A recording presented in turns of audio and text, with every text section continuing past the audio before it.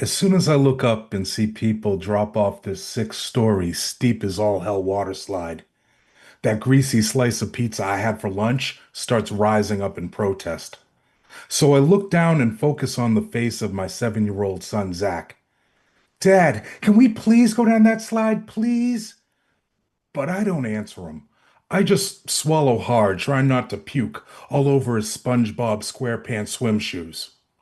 Now, we've been at this amusement park all day, and I really enjoy things like the bumper cars, trying to win a big stuffed animal, and eating everything fried and dipped in chocolate. What I don't enjoy is the feeling of falling to my death.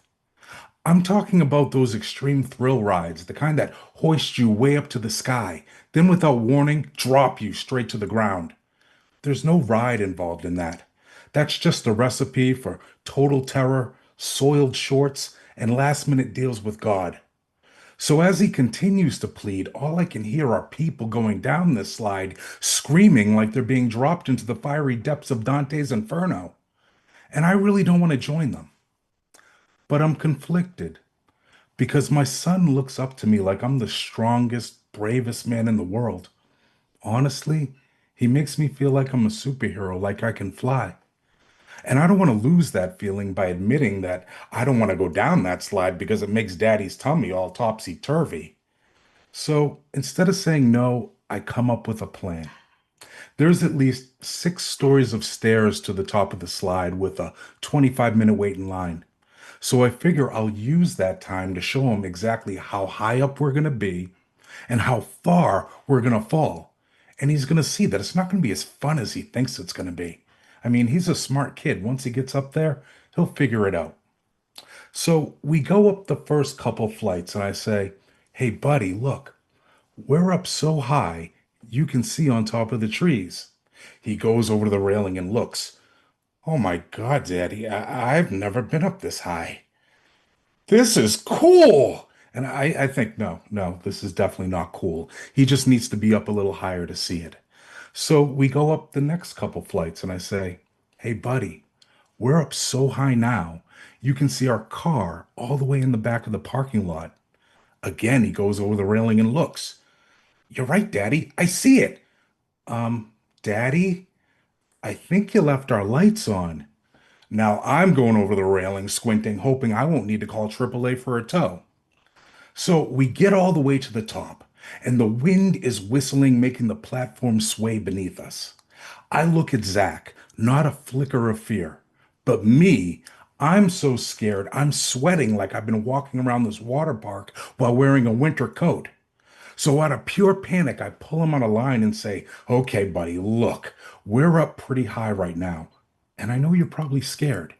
It's okay. We can just forget about the slide, go back down the stairs and get some ice cream." At this point, I was so desperate, I was willing to bribe him with a new bike. But he just looks up at me with eyes that seem much older than a 7-year-old's and says, "It's okay, Daddy. I'm not scared. I want to do this. I've been waiting to be old enough to do this." And I can't believe my plan didn't work. So I just step back, and before I can say, "Hey, wait for me," he rushes to the edge of the slide, gets his instructions from the slide attendant, and then he just drops. Now I have a problem I wasn't expecting. I rush over to the edge of the slide, look down, and see my little 7-year-old boy, the size of a peanut. He steps away from the slide, out of the little pool, and into a crowd full of strangers. And suddenly, I can't see him anymore. Now, there's something I call a parent's panic. It's when you realize that you have lost track of your child and your mind starts racing with horrible images that you can't stop, control, or fix. So I just know I need to get down there and be with my son immediately. 5 minutes later, I'm sitting next to Zach on a park bench, and we're drying off with the good bath towels that we snuck out of the house. He looks up at me and says, "Daddy, you broke the rules." And I asked him, "Well, what do you mean I broke the rules?" He says, "When you went down the slide, you were supposed to lie back and cross your arms like this. You didn't do that. And that's when I realized I don't recall how I went down the slide. So I asked him, and he said, "You just leaned forward, put your arms in the air, and jumped. It kind of looked like you were about to fly.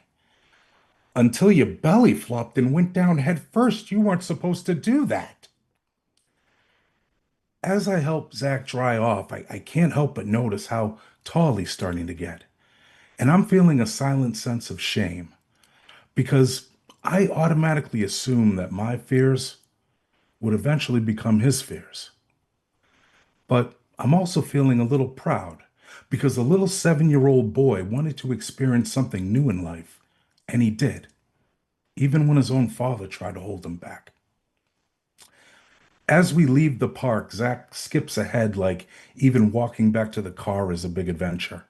And right before we reach the exit, a security guard steps in front of us with a face fixed for conflict. He points at me and says, "Hey, I saw you up there. You broke the rules, so you're banned from that slide for life."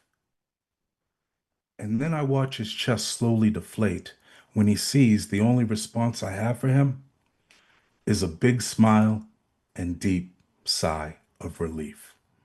Come on, Zach. Let's go get that ice cream. Thank you.